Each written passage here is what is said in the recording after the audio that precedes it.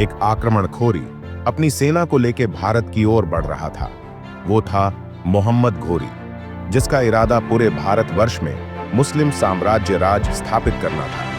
वर्ष 1192 में उसने पृथ्वीराज चौहान को हराकर दिल्ली की गद्दी हासिल कर ली थी। उससे पहले कई बार उसने भारत पर आक्रमण किया था। वर्ष 1178 में ऐसा ही एक हमला उसने गुजरात के अनंतबाड़ पाटन पर किया, जो उस समय की गुजरात की राजधानी हुआ करती थी। उसका सामना एक वीरांगना से हुआ। उसने मोहम्मद घोरी को रणभूमि छोड़कर भागने पर मजबूर कर दिया। वो वीरांगना थी नैकी देवी। नैकी देवी गोवा के महाराजा परमार्दी की बेटी थी। बचपन से ही नैकी देवी तलवारबाजी, घोड़सवारी और युद्ध कला में निपुण होने के साथ साथ एक कूटनीतिज्ञ भी थी। नैकी देवी का विवाह गुजरात के शासक चालुक्य वंशीय महाराजा अजयपाल सोलंकी से हुआ था। शादी के कुछ साल बाद ही अजयपाल को उसके ही अंगरक्षक ने मार दिया था। वह समय गुजरात के लिए एक बहुत मुश्किल वक्त था। बहुत से विदेशी आक्रमणखोरी और दुश्मन राजा उनका राज्य हथिया लेने की सोच रहे थे। नैकी देवी के 2 बेटे थे और वह बहुत ही छोटे थे।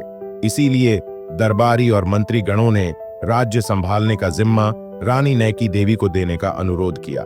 लेकिन रानी नैकी देवी ने विचार व्यक्त करते हुए कहा कि जब तक राजवंश के उत्तराधिकारी जीवित है, तब तक वो राजगद्दी पर विराजमान नहीं होंगी। उन्होंने राजमाता बनकर महाराजा बाल मूलचंद का मार्गदर्शन एवं राज्य की अगुवाई करने का फैसला लिया। इधर मोहम्मद घोरी के भाई ने इस्लामिक रूल की स्थापना करने के लिए मोहम्मद घोरी को भारत भेजा। घोरी ने मुल्तान और उच्च पर कब्जा करने के बाद दक्षिण राजपूताना और गुजरात की तरफ अपना कदम बढ़ाया। घोरी को लगा कि यह सही मौका है गुजरात के अनहिलवाद पे हमला करने का। घोरी उसकी विशाल सेना के साथ कसहरदा की घाटियों में अपना शिविर लगाया।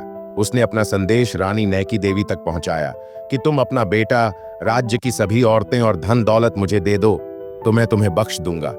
रानी को पता था कि घोरी की इतनी विशाल सेना को हराना उसके लिए आसान नहीं था। उन्होंने आस पड़ोस के राजाओं से मदद मांगी। सभी राजाओं ने इनकार कर दिया। कुछ गिने चुने राजाओं ने मदद करने को भरोसा दिया, जो काफी नहीं था। जो कि रानी नैकी देवी युद्ध कला में निपुण थी, इसीलिए उन्होंने एक रणनीति बनाई।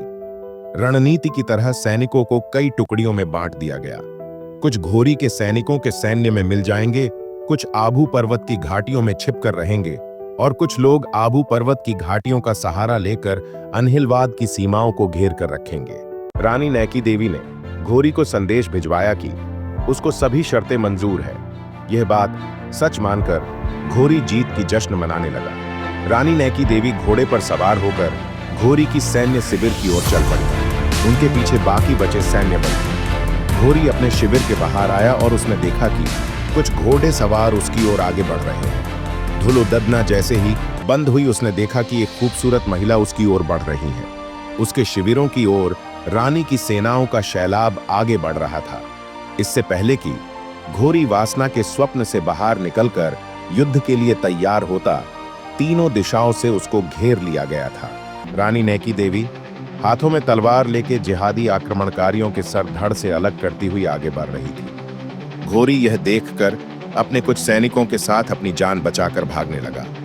रानी ने उसका पीछा करते हुए जोर से उसकी ओर भाले से प्रहार किया, जो उसके पिछवाड़े में लगा। रानी को घोरी के कुछ सैनिकों ने घेर लिया। इस मौके का फायदा उठाकर लहूलुहान घोरी तब तक नहीं रुका जब तक वो मुल्तान नहीं पहुंचा। उसके बाद कभी भी उसने गुजरात की तरफ आंख उठा के नहीं देखा। तो यह कहानी सिर्फ एक युद्ध की गाथा नहीं है, बल्कि साहस, नेतृत्व और आत्मविश्वास की मिसाल थी, जो कहीं ना कहीं इतिहास के पन्नों में बहुत कम लिखी गई है, लेकिन उसे हमेशा याद किया जाएगा।